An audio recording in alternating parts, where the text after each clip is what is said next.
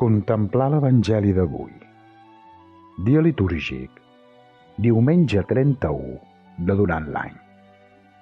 Text de l'Evangeli.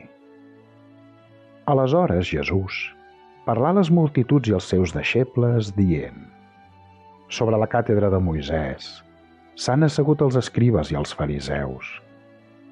Totes les coses que us diguin, feu-les i observeu-les, però no feu segons les seves obres, ja que diuen i no fan, perquè lliguen fardells pesats i insuportables i els carreguen damunt les espatlles dels homes, però ells, ni amb el dit, no els volen moure. Totes les seves obres les fan per tal de ser vistos pels homes. Per això, eixamplen les seves filactèries i engrandeixen les franges. Els agrada el primer lloc en els convits i els primers seients a les sinagogues, i de ser saludats en les places, i que la gent els anomeni rabí. Però vosaltres no vulgueu que us diguin rabí, perquè un és el vostre mestre, i tots vosaltres sou germans. I de vosaltres no vulgueu anomenar ningú pare sobre la terra, ja que un és el vostre pare, el celestial. I no us digueu mestres, perquè el vostre mestre és un, el Crist. El qui és més gran de vosaltres serà el vostre servidor. El qui s'exalci serà humiliat, i el qui s'humiliï serà exalçat. Comentari. Mossèn Miquel Planes i Buñuel, Montornès del Vallès. El qui s'exalci serà humiliat, i el qui s'humiliï serà exalçat. Avui el Senyor ens fa un retrat dels notables d'Israel, fariseus, mestres de la llei. Aquests viuen en una situació superficial. No són res més que aparença. Totes les seves obres les fan per tal de ser vistos pels homes. I a més, caient en la incoherència, ja que diuen i no fan. Esdevenen esclaus del propi engany, en buscar només l'aprovació o l'admiració dels homes.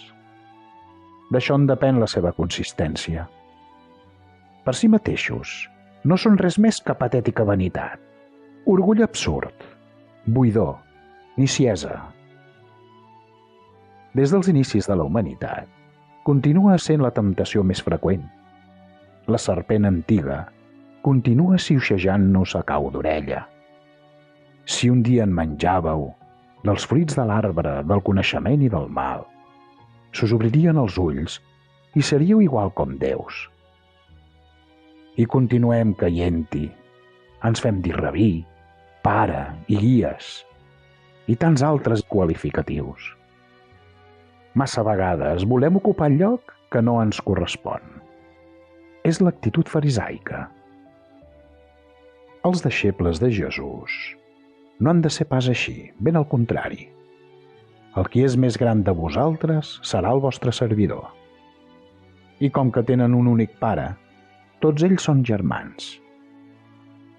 Com sempre, l'Evangeli ens deixa clar que no podem desvincular la dimensió vertical, pare, i l'horitzontal, nostre. O, com el diumenge passat, estimaràs el Senyor, el teu Déu, el teu proïsme com a tu mateix.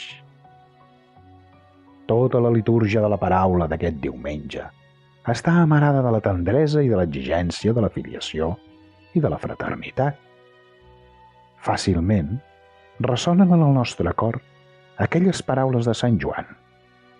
Si algú afirmava «Jo estimo Déu», però no estima el seu germà, seria un mentirer. La nova evangelització, cada cop més urgent, ens demana fidelitat, confiança i sinceritat amb la vocació que hem rebut en el baptisme. Si ho fem, se'ns il·luminarà el camí que du a la vida. Joia i festa a desdir a la vostra presència, Senyor.